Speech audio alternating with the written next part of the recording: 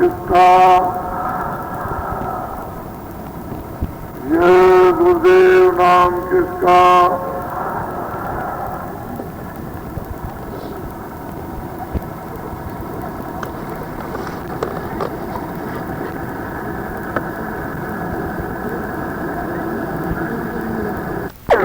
साक्षात संगठन की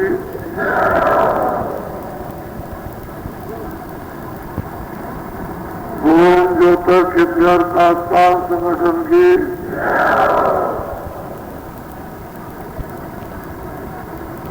भुवन ज्योतक हितगर साक्षात संगठन की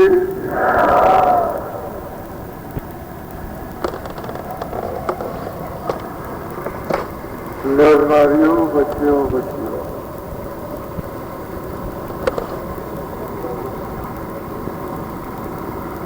हिंदुओं, मुसलमानों, सिखों, ईसाइयों,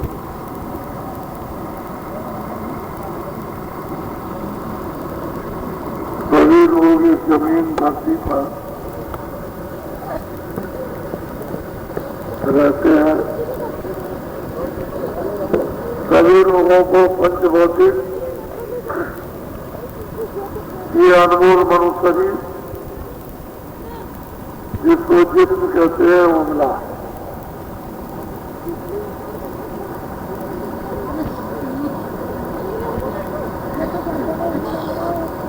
सभी मनुष्यों में और इंसानों में उस परमात्मा की आत्मा खुदा की रूह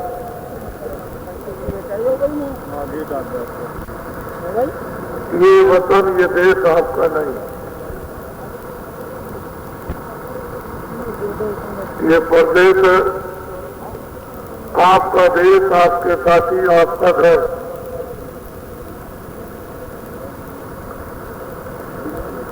और मनुष्य शरीर अनमोल, ये जिस्म आपका होता तो आप हमेशा आ लेते। इससे मालूम होता है कि अनमोल ये मानव शरीर आपको किराए पर दिया है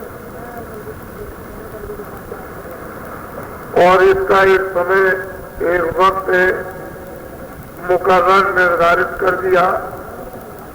समय पूरा होते ही आपको ये जिस्म और मकान खाली करना,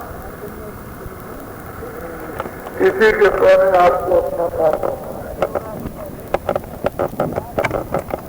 इसी करो, दुआ करो, आपको ईमानदार मेहनत के साथ फिर आपके साथ बरकत हो जाएगी। जहाँ ईमानदारी मेहनत को आपने काम में ली वो बरकत आपका साथ दे जाएगी।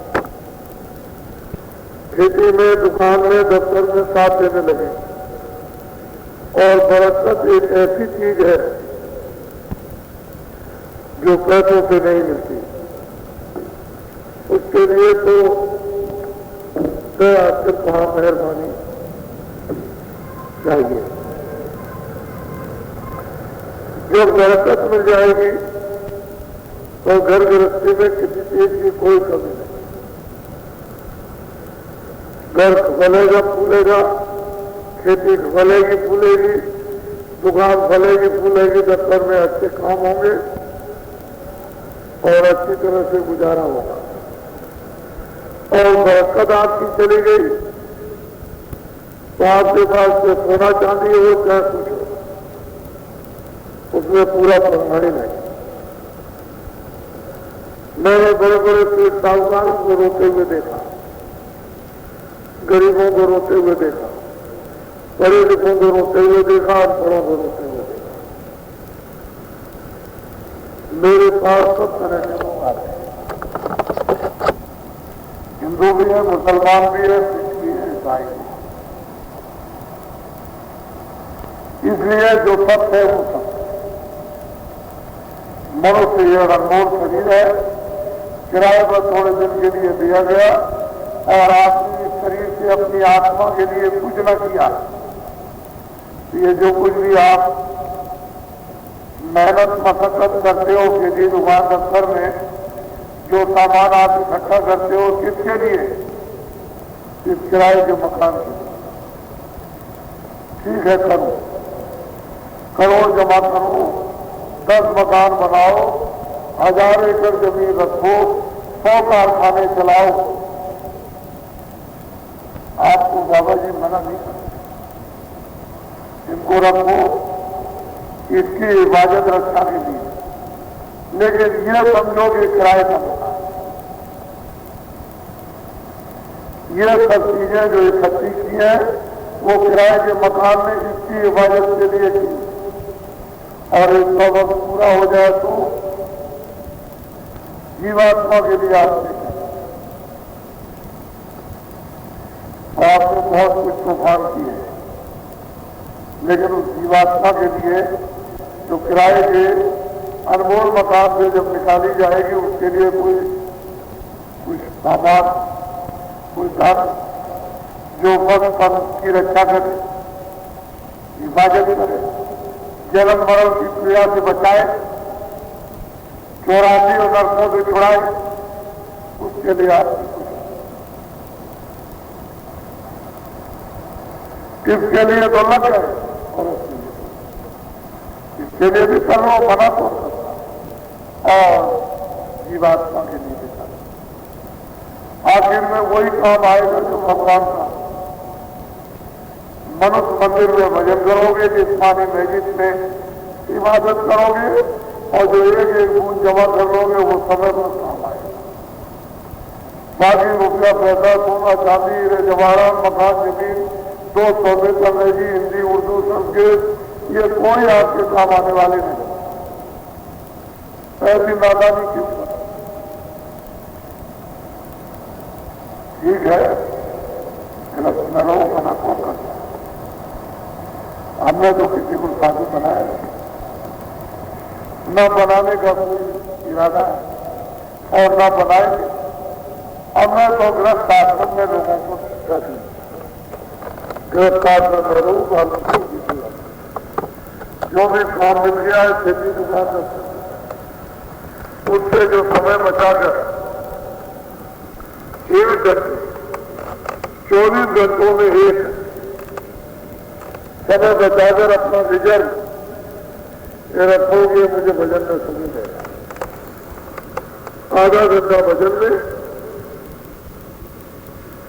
10 मिनट ध्यान में, और 10 मिनट समरण, तो 10 और 10 20 और आधा घंटा, पूरे 50 मिनट हो गए। और इसका हो जाए तो 10 मिनट और लगा दें, 1 घंटा कर देना भजन,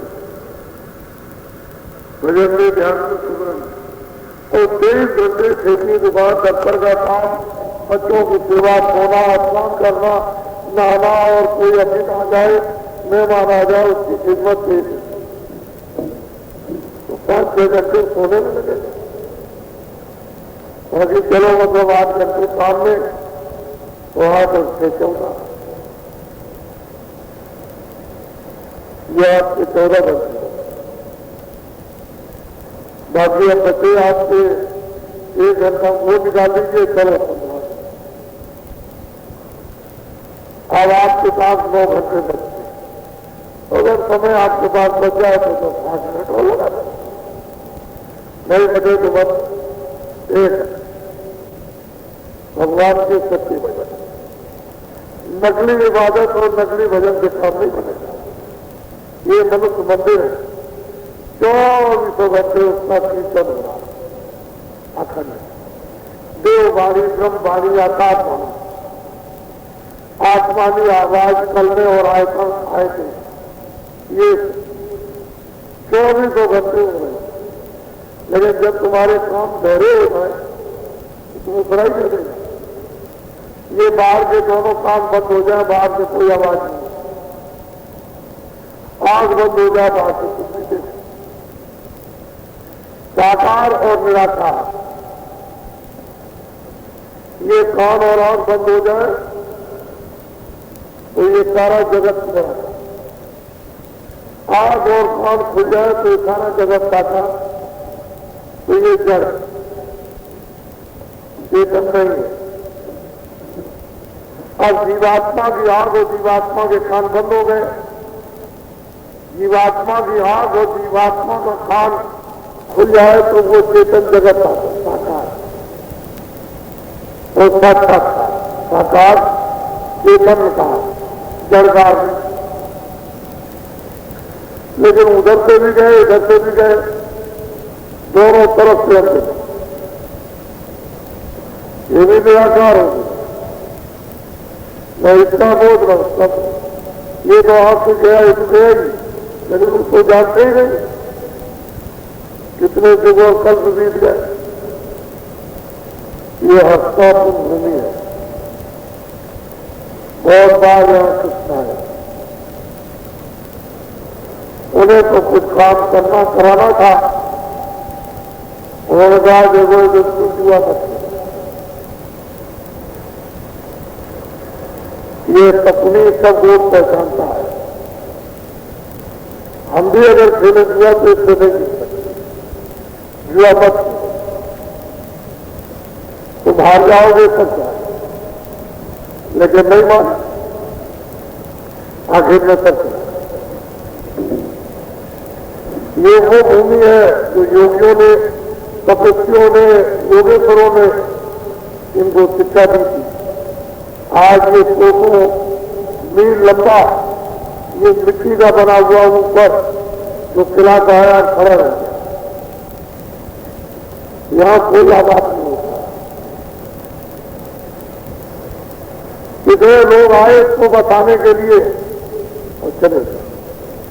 कर्तव्य को बता लो, कर्तव्य का काम कर लो। मानव जीवन में कोई हुई जुगान तक की जीवात्मा को जल्दी से जो कलयुग में अवसर मिल गया, कलयुग संयुग आने जो नर कर के साथ जो आपको ये मौका दे दिया है, सुलभ युग सीधा उस रास्ता सरल साधना, कोई मुश्किल गिरफ्तार में नहीं। बुढ़ा भी कर सकता, जवान भी कर सकता, बच्चा भी कर सकता, लेट से भी कर सकता, बैठ के भी कर सकता, खड़े होकर भी कर सकता, खेत में भी कर सकता, कुर्सी पे भी कर सकता। ऐसा सरल युग जो कलयुग में आपको आत्म जागरण के लिए और परमात्मा की प्राप्ति के लिए दे दिया, इतिहास में किया।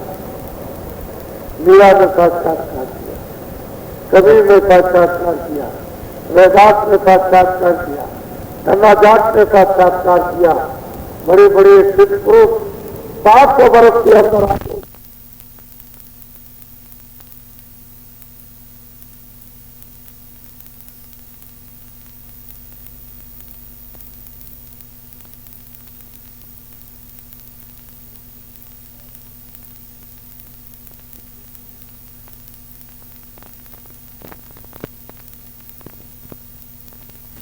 कलयुग में करो कुछ नहीं मिलेगा। द्वापर की साधना तुम कलयुग में करोगे कुछ नहीं मिलेगा। कलयुग की साधना त्रेता में होगी कुछ नहीं, कुछ नहीं। द्वापर की साधना कलयुग में होगी कुछ नहीं। अपने अपने युग की साधना करो। इसकी साधना से जो तंत्र मंत्र है और जगत जो विद्या है उसकी सिद्धि होती है। अब कलयुगी है, कलयुग में 1 लाख वर्ष की आयु, त्रेता में 10,000 वर्ष की आयु, द्वापर में 1,000 वर्ष की आयु और कलयुग में 100 वर्ष की आयु। अब आप उन युगों की साधना 100 वर्ष की आयु में करते हो तो 20 वर्ष 25 वर्ष तो पढ़ाई लिखाई में, फिर ये जवानी का जो दिक्कत होने और जो प्रॉब्लम में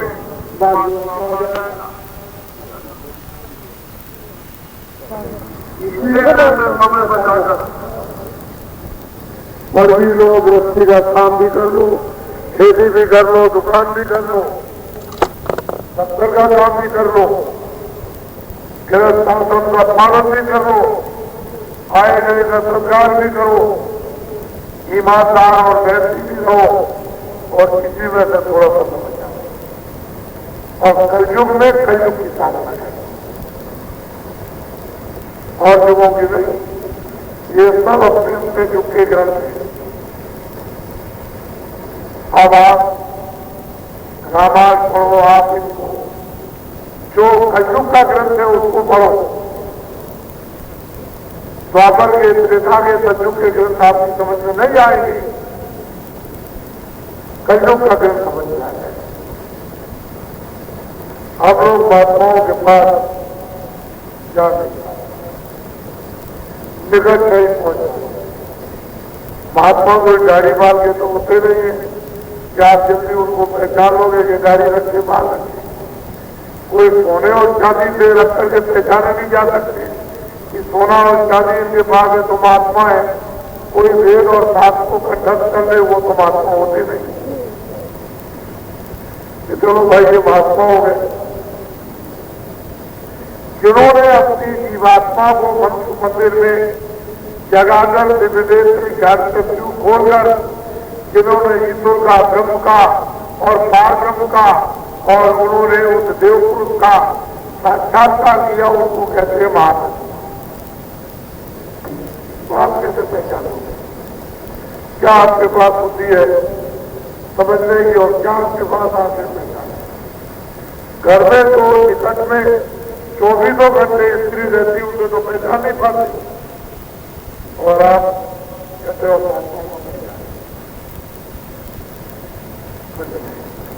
तो जो दे रहे होते उनको किसी ने पहचान पाया। अरे वो जो कृष्ण भगवान के साथ रहे, ये भीम, अर्जुन और नकुल, सहदेव, द्रौपदी, वो उनको नहीं पहचान पाए। और जो सुबह सब थे जिनके द्वारा झटका बजा था उनको वो नहीं पहचान पाए। तो आप क्या कृष्ण को पहचानोगे? आपने तो देखा नहीं। न राम को जान सकते हो, न कृष्ण को जान सकते हो। ये कलयुगी बुद्धि है, ये कलयुगी मन है, ये कलयुगी चित्त है, कलयुगी आंखें, कलयुगी कान है। जो दे दे जब वो मन को, बुद्धि को, चित्त को, अंतःकरण को पटकेंगे और सभी जब लगाएंगे तो मन का, बुद्धि का, चित्त का, अंतःकरण का और जीवात्मा का जब मैल कटेगा और सफाई होगी तब समझ में आएगा। आपको नहीं क्या बात। ये जो कुछ परंपरा, उच्च धर्म, बड़ा सरल, बड़ा सीधा, आसान, ऊंचा सीधा, उसमें सुमरन भी हो जाएगा, भजन भी हो जाएगा। सभी तरह की रीतियां सिद्धियां सतयुग की, त्रेता की, द्वापर की, जब कलयुग का भजन करोगे तो सब प्राप्त। कलयुग का भजन नहीं किया, कलयुग कलयुग है, आपका तो उसमें सब नहीं है। कलयुग ने एक आवाज दिया है, तुम लोगों को इस तरह से किसी को सुख नहीं मिलेगा, न दुकानदार को, न कामगारों को, न मजदूरों को, न छात्रों को, न कर्मचारी अधिकारियों को।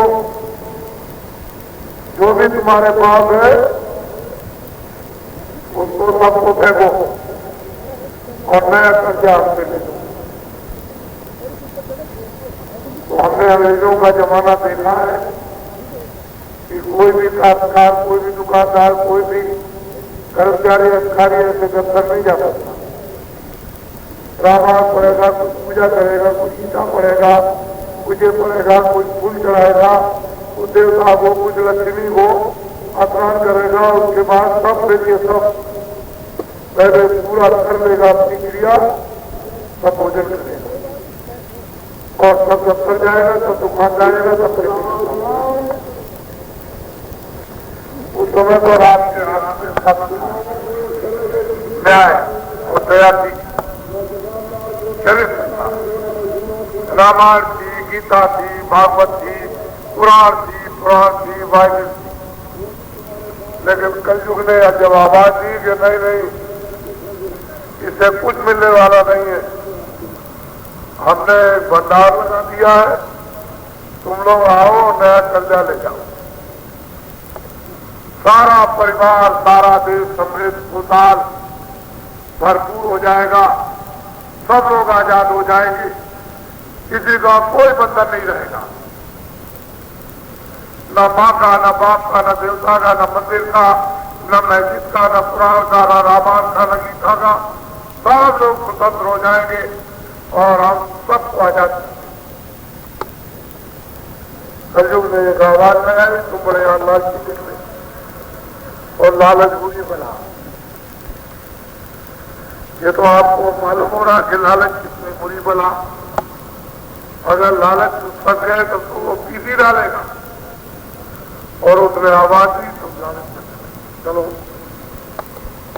जब हम उसके सामने पहुंच गए तो देख, उसने पूछा तुम्हारे हाथ में क्या है, दिखाओ हाथ। उसने हाथ में लिया, कुछ गीता थी, कुछ भागवत थी, कुछ पुराण था, कुछ सत्य था, कुछ कुछ रेत था, कुछ इस्लाम था, कुछ ईमान था, कुछ धर्म था, कुछ कर्म था। उसने कहा ये क्या है, इसको फेंक दो। तो आपने उस कलयुग के कहने से फेंक दिया।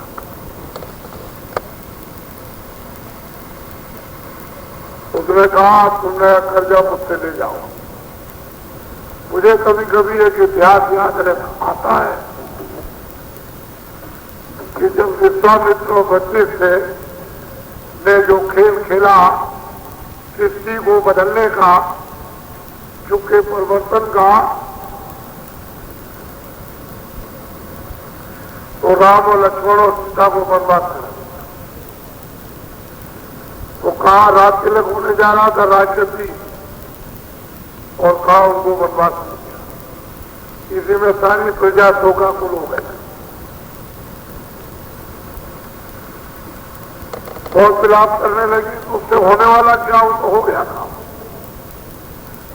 अब यह हुआ कि बर्बाद के लिए विदा किया जाए, तो सब नारी रोते गाते और बच्चों को विदा करने चले।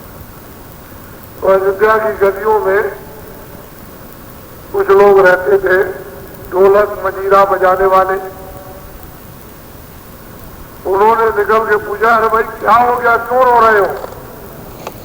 कह लगे हमारे भगवान को 14 वर्ष का बर्बाद। तो क्या चले गए बर्बाद में आ रहे। तो अंदर गए, ढोलक मजीरा ले आए, और वो भी ढोलक मजीरा बजाते हुए उन सब के साथ चल पड़े। और वो कौन थे? अयोध्या के हिजड़े। अयोध्या में हिजड़े रहते थे। हिजड़े चलते चलते जब सही नदी के किनारे जब भगवान राम पहुंच गए तो सबको खड़ा किया और उन्होंने कहा तुम लोग रो मत,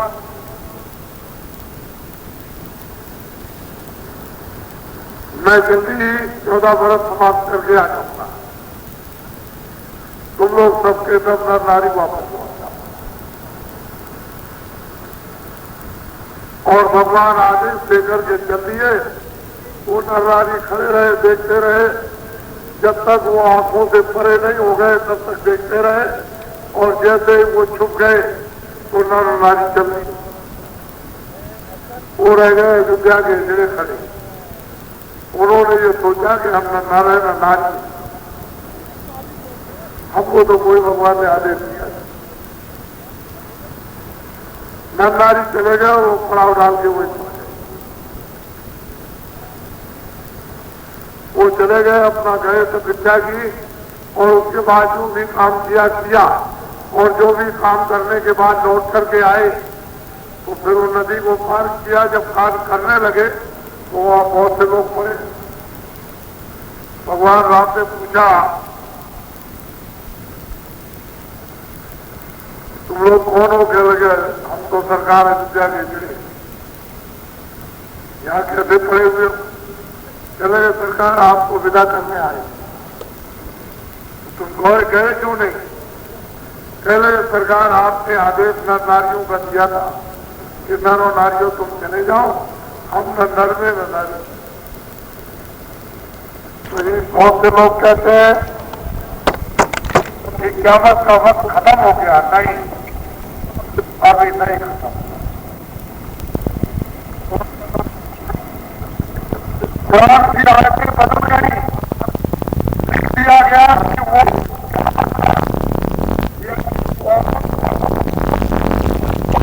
अभी नहीं दिया, उनके बदलने से कहीं थोड़ी चला जाए। अभी आगे आने वाला वो नहीं।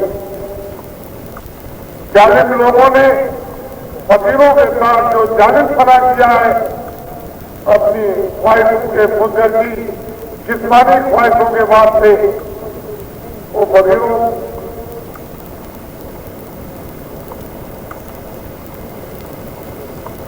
के उस घाट पर, उस जिस्म पर बैठकर जो खुदा अपनी आसमानी आवाज और आयतें दे रहा था, कहां बच भी जाएगी?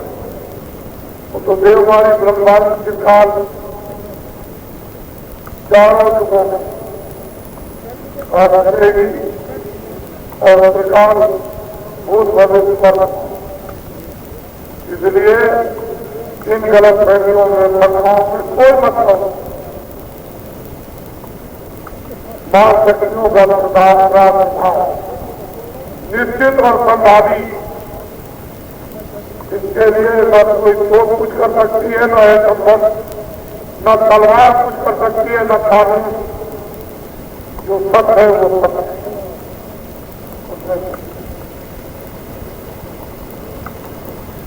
बड़े बड़े लोग हो गए जो अपनी आवाज उठाते थे और वो अपनी जगह। इसलिए मैं कुछ सुनाना चाहता हूं कि सब लोग, हिंदू, मुसलमान, सिख, ईसाई, अनमोल मंदिर से कुछ चलते चलाते अपनी जीवात्मा के लिए भजन करने और धन प्राप्त करने। मुसलमान जिस्मानी मेहनत में अपनी रूह के लिए रूहानियत का इजारा, दौलत, इबादत जमा, वक्त पर रूह की हिफाजत हो जाए, जीवात्मा की रक्षा हो जाए। चाहता हूं कि इस बॉडी में जो सोल बैठी हुई है वो प्रार्थना कर ले, इस तन में जो जीवात्मा है वो नाम की कमाई कर ले और गुरु धाम में सीधी चली जाए। कोई रोका टोकी नहीं।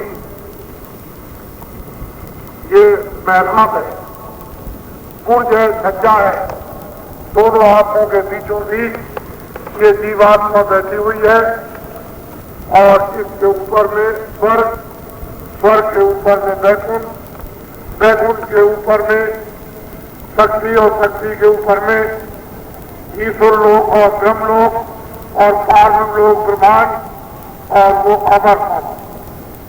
यही से जाने का रास्ता है, यही आगे और आंखों के नीचे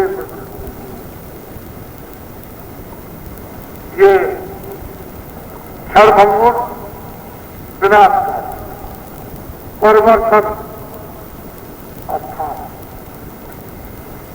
इसके ऊपर जाने का रास्ता। मृत्यु लोक में शरीर रक्षा के अन्न, पानी, फल, दूध, शरीर रक्षा के कपड़े इत्यादि इत्यादि। लेकिन जब आप देवलोक में जाओगे तो देवलोक शरीर की रक्षा के इनमें से कोई भी न भोजन है, न पानी है, न हवा, न अग्नि है, इनमें कोई भी नहीं। उसकी खुराक, उसका भोजन अलग, शरीर ही अलग। ये पंचभौतिक शरीर, वो देव शरीर ये 5 तत्वों का वो 17 तत्व। सूक्ष्म लोक में 9 तत्वों का संगीत उसका भोजन अलग, और कारण लोक में 5 तत्वों का जो शरीर है उसका भोजन अलग। तुमको अभी क्या विज्ञान पता है? सुबह से शाम तक नमक तेल हल्दी, नमक तेल हल्दी, नमक तेल हल्दी रगड़े जा रहे, पीटे जा रहे, दफ्तरों में, खेतों में और इधर दुकानों में नमक तेल हल्दी, नमक तेल हल्दी। बस रात को मर पीट करके घर में आए, घर में झगड़ा और फिर हो गए, और फिर पेट के लिए रोटी दे दो, रोटी दे दो। बस इसी धंधे में रात कहीं दे दिया। मानव जीवन अनमोल, इस धंधे में गया, रात कोई कमाई, मानव जीवन अमोलक खतरे में चला गया। जीतमा जीवात्मा जैसे आई वैसे स्मृति हुई चली गई। इसको ये अवकाश मौका दिया गया था जागने का, फिर आपने इसको नरकों में और 84 में इसको भेज दिया। कहा ये समय मिलेगा तो बड़ा लंबा चौड़ा जंगल है, अगर चले गए 84 में तो 4 खाने 84 लग जोनिया और नर, कोई निकल के नहीं आ।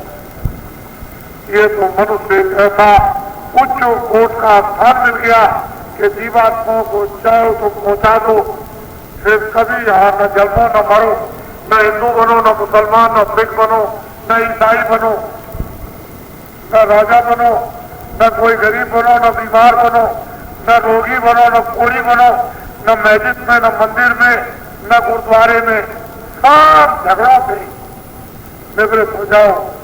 छुट्टी मिल जाए जाओ, तो नीचे चले जाओ, लेकिन उसके बगैर छुटकारा। इसलिए मैंने दिन में आपको अमूलक गोपनीय राज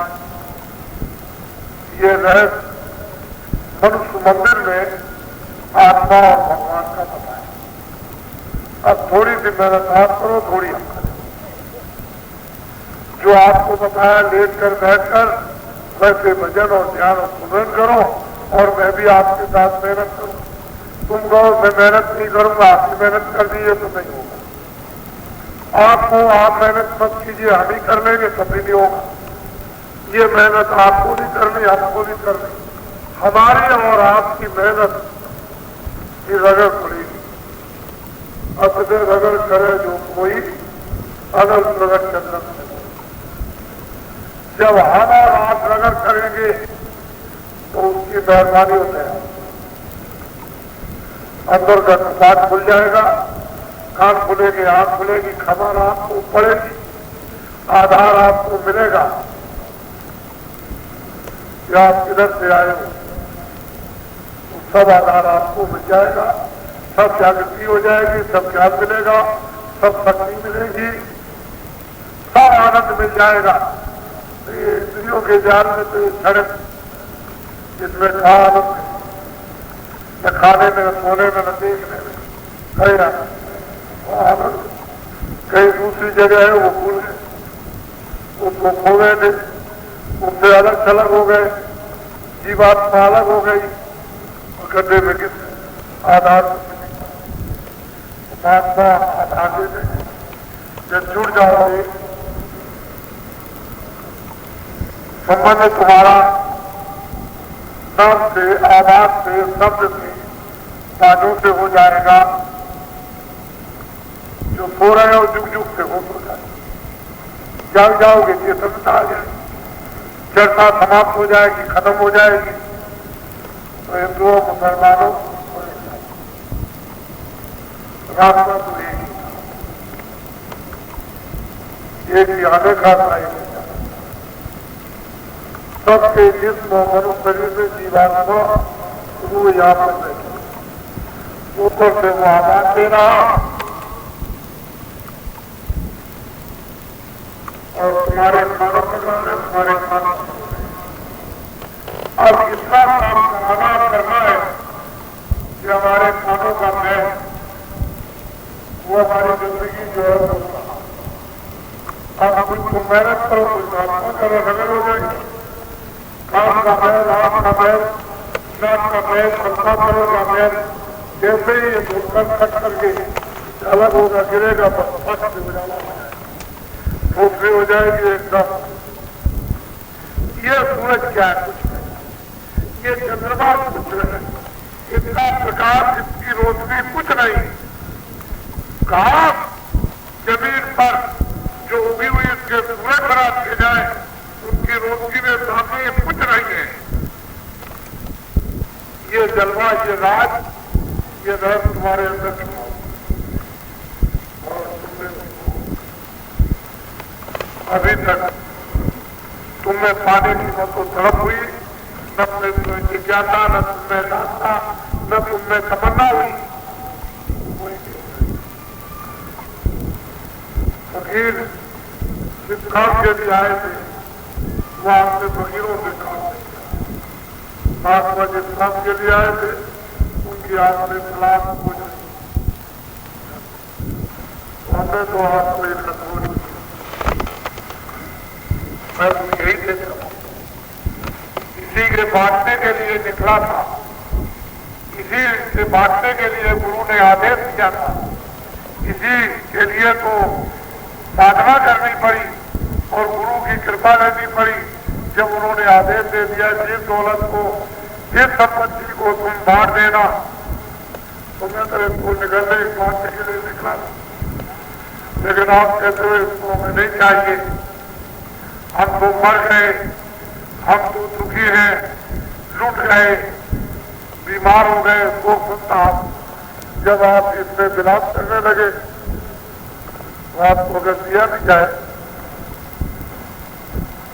हीरा तो ऐसे ले तो लोगे, लेकिन कहोगे कांच का टुकड़ा है। कोई आदमी सुनेगा जोहरी हीरा बट रहा दौड़ के आएगा, देखा कि तमाम हीरे बटे हुए पड़े हैं, वो कहेगा तुम लोग ठीक कर रहे हो, जल्दी जल्दी उठाएगा और उठाकर वो तो अरबपति खरबपति हो जाएगा और तुम रहेंगे खाली, क्योंकि जौहरी हीरे की फर्क जानता है। ये ज्ञान वो जानता है महात्माओं के धन की फर्क, जिससे जिज्ञासा नहीं, क्या जाने वो लेना नहीं आता है और दे दिया जाना नहीं आता। तो ये दौलत को बांटने के लिए जो बख्शीश में उस मालिक ने आदेश दिया, हुक्म उसका हुआ कि तोबार दोस्त के लिए निकला, लेकिन बीच में ये मुसीबत जो खड़ी हो गई आपके सामने और जिसके लिए चिंगार मार रहे हो, तो मैंने सोचा कि इसका भी कोई उपचार, कोई इलाज कर दिया जाए और इसका भी कोई समाधान हो जाए, इसके लिए भी कोई दिशा मिल जाए, रास्ता मिल जाए। तो मैंने सोचा कि मेरे लिए क्या मुसीबत, मैं तो एक काम करता ही, ये चीज बांट रहा हूं तो ये आसानी से ले लेंगे, अगर ये रास्ता इनके लिए नहीं तो ये चीज लेंगे नहीं, तो मेरा भी वक्त जाया हो जाएगा और ये भी वैसे ही चले जाएंगे। तो आप घबराए नहीं, मैं दोनों आध्यात्मिक विद्या और मानव विद्या, आध्यात्मिक धन और मानव धर्म और आध्यात्मिक धर्म, ये दो धर्म।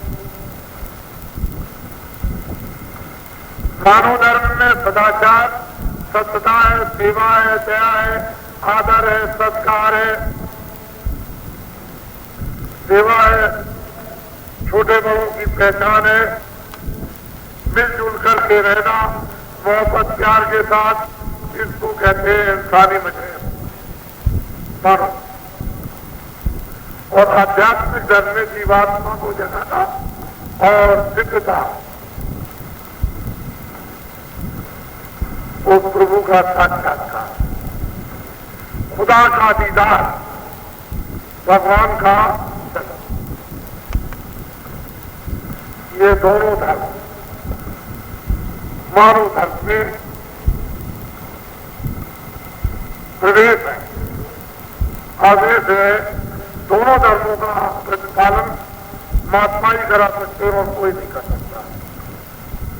तो आज उसकी तो चिंता करे नहीं कि बाबा जी खोखला आकर के बैठ गए, इसलिए हमने आपसे ये कह दिया कि कोई भी व्यक्ति हीरे से, सोने से, चांदी से, राज से, पाठ से, पद से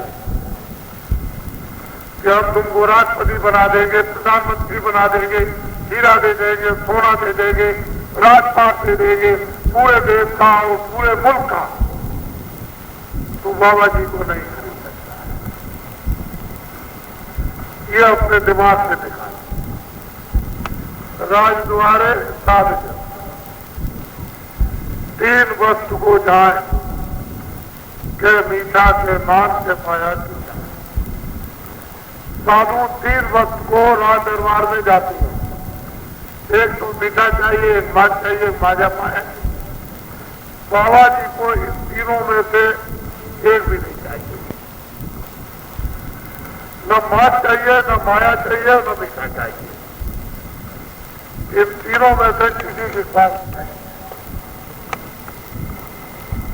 बस ये समझ लो, बाबा जी न महात्मा है, न फकीर है, न पहले से, न अब है, न भविष्य। बाबा जी तो आपके खिदमतगार सेवक है, मुरीद है, जिसको आप कहो वो अब आप किससे खरीदेंगे? इनमें से तीनों कुछ नहीं जाएगा। ये दिमाग से निकाल दीजिए कि कोई व्यक्ति चकमा देकर बाबा जी को खरीद लेगा, ये कभी भूल न कर देंगे। जितने भी नेता लीडर बड़े जो शासन में नहीं थे, वो एक हफ्ते के अंदर हमारे मथुरा आश्रम पर जो प्रधानमंत्री जिनकी मृत्यु हो गई, उनका लड़का जिसकी मृत्यु हो गई, और जितने भी लोग चले गए और अभी मौजूद हैं जो उतर गए, ये सब के सब एक हफ्ते के अंदर सब आप और सबको बाबा जी ने एक ही बात बताई। बाबा जी को कोई अपने चकमे से खरीद नहीं सका, और सबसे ये कह दिया कि आप कुछ नहीं कर सकते हो, आप कुछ नहीं कर सकते हो, न महंगाई रोक सकते हो, न ये रोक सकते हो, न तकलीफ दूर कर सकते हो, न ये कर सकते हो, न कर्मचारियों की, न कामगारों की, न मजदूरों की, न छात्रों की, न शेखदारों की, कुछ नहीं कर सकते। और उस समय पर जब मैंने घोषणा की थी तो 165 रुपए सोना था। तब हमने कहा था कि पहले तो 1000 से ऊपर, फिर 2000 से ऊपर, फिर 3000 से ऊपर, ये कह गए तो कोई नहीं। और 20 रुपए से ऊपर चांदी, और फिर उसके बाद में 30 और 40 और 50 से ऊपर मिली। तो ये लोग हमारी बात से हंसते, बाबा जी पागल हो गए, लेकिन कोई आदमी खरीद नहीं सकता। चाहे जितना कह दो कि बाबा जी राजनीति में क्यों आ गए, इसमें क्यों आ गए, उसमें क्यों आ गए, ये आपके कहने का मेरे मतलब पर कोई असर नहीं है। जो आप सोचते हो, न मैं पहले राजनीति में था, न आप, और न भविष्य में राजनीति में आप हो, मैं नहीं। और आपने धर्म को निकाल के अलग कर दिया, इसलिए राजनीति आपकी लड़ुआ हो गई। और लड़ुआ राजनीति कुछ नहीं कर सकती है, बेवा राजनीति कुछ नहीं करेगी। पति की राजनीति सब कुछ कर सकती है, लेकिन वो तो मैं सबको समझ गया। इसलिए मुझको ये समझौता सीनियर खासदार संगठन की आधारशिला रखकर और ये इनके सामने काम करना पड़ा। मेरे लिए मेहनत कुछ नहीं, मेरे लिए तो एक खेल है। इनके लिए मैं मेहनत किए देता हूं और इनसे ये कह देता हूं कि तुम लोग जल्दी करो, तुम मेहनत करो, कुछ हम करें, कुछ हम इनसे मेहनत करा दें। तुम मेहनत करो, हम मेहनत करें, ये मेहनत करें और तीनों की मेहनत से वो मालिक खुदा भगवान ईश्वर ब्रह्म मेहरबान हो, दयामान हो जाए और जल्दी से जल्दी तुम्हारी और हमारी की मेहनत से और उसकी कृपा से तुम जल्दी से जल्दी झंडा पकड़ो और सबके झंडों से जो तुम नीचे मरीज बन करके पड़े हुए हो और दवा मांग रहे हो अपने दर्द की, अपनी बीमारी की, वहां कोई दवा मिलने वाली नहीं। उनके पास दवा ही नहीं, उनके पास दवा है ही नहीं, तो दवा तुमको मिलेगी क्या और तुम्हारी बीमारी क्या जाएगी। इसलिए तुम अपने झंडों को जल्दी से जल्दी पकड़ लो और जल्दी से जल्दी इनसे कह दो कि ये बाबा जी ने स्थापना की है और काम शुरू कर दिया। भूम ज्योति विद्यार्थ खासदार ये संगठन का ये काम शुरू कर दिया है और उसके ये 4 ये पर्चे हैं, ये इसका जल्दी से जल्दी इसको सुनो और जल्दी से जल्दी इस पर विचार करो और प्रस्ताव पास करो और जल्दी से जल्दी देश करने की जरूरत नहीं है। भूम ज्योति विद्यार्थ खासदार संगठन का अध्यक्ष, उपाध्यक्ष, मंत्री जल्दी से जल्दी बनाओ और गांव की तरफ वापस मुड़ जाओ। उधर शहर की तरफ मुख करने की जरूरत नहीं, इधर को मुड़ करके और अपने झंडे मजबूती के साथ आपको पकड़ लो ऐसे जल्दी से जल्दी और झंडे की तरफ देखो और बार बार उसको प्रणाम करो झंडे को। हे भूम ज्योति विद्यार्थ खासदार का झंडा, मैं तुझको प्रणाम करता हूँ और ये मेहनत करता हूँ और मैं ये प्रतिज्ञा करता हूँ कि मैं तुझे गांव गांव तक पहुंचा दूंगा, जल्दी मेहनत करके और पकड़ा दूंगा और सबसे ये कह दो कि इसको प्रणाम करो और फिर इसके नीचे वादा करो कि मैं तुझको पकड़ लूंगा, छोड़ूंगा नहीं। जैसे तुमने प्रतिज्ञा की, वादा किया और संकल्प किया और उसको प्रणाम किया और उसमें तो उतर के दया बरतेगी, वो तो आपको मालूम नहीं। जैसे गांव की तरफ तुम मुड़ जाओ, जो तुमको अज्ञान में अधिकार मिला, अधिकार कुछ नहीं मिला, वो तो अज्ञान में, उसको तुम्हें मालूम है ही नहीं। वोट का अधिकार क्या है तो तुम जानते नहीं, बिल्कुल मालूम नहीं। तमाम लोग चिल्लाते हैं कि सब उनको कोई अधिकार नहीं, वोट का, मतदान का कोई अधिकार नहीं है। जल्दी से जल्दी वो वक्त आ रहा, चुप रहो, बोलो मत, आवाज मत खोलो, भाव भाव मत धर पाओ, झंडा पकड़ लो, उसके नीचे खड़े हो जाओ और जो सबकी बातें दूर से झंडे को पकड़ के ऐसे करके सुनते रहो ऐसे और देखते रहो जिसमें चिल्लाए लोग कितने भी भाषण दे, वो पेश करें, अपना झंडा पकड़े रहो, ऊपर देखो, प्रणाम करो, ऊपर देखो और उसको प्रणाम करो, झंडा पकड़े रहो। किसी की रैली में, सत्याग्रह में कहीं भी जाने की जरूरत नहीं है। और जैसे ही हमारे देश के भूम ज्योति विद्यार्थ खासदारों ने, हिंदू मुसलमान सिख ईसाइयों ने झंडा पकड़ा, ये जितने भी नेता और लीडर जो रास्ते में पकड़ के रातों रात बना दिए गए कि पैजामा पहन लो, कुर्ता पहन लो, टोपी पहन लो, ये तुम देख हाथ से पकड़ लो और तुम नेता बन गए, ज्ञानी बन गए, सदस्य बन गए और फट पे खड़ा कर दिया और फौरन कहने लगे तुम मतदान इसको दे दो, इसको दे दो, ये खुदा आ गए, ये भगवान आ गए, उनके कर देंगे, वो कर देंगे। ये रातों रात में जिन लोगों को रस्ते चलते में पकड़ करके और दौड़ चाप लगाकर रातों रात नेता बनाकर, लीडर और सदस्य बनाकर और तुम्हारे मतदान को खरीद लिया और 100 साल तक बोलते चिल्लाते रहो, ये सब अपने अपने झंडे फेंक देंगे और तुम्हारे झंडों के नीचे और खड़े हो जाएंगे हाथ जोड़ के, मरीज बन जाएंगे, मरीज ऐसे मरीज बन जाएंगे। और मैं आना चाहता हूँ, देखिए मैंने जो बात की कही वो सब आपके सामने आ गई कि नहीं आ गई। मतदान, वो बुद्धिदान, वो अकल का खैरात जो तुम दूसरों को देते हो उसको संभाल के रखो।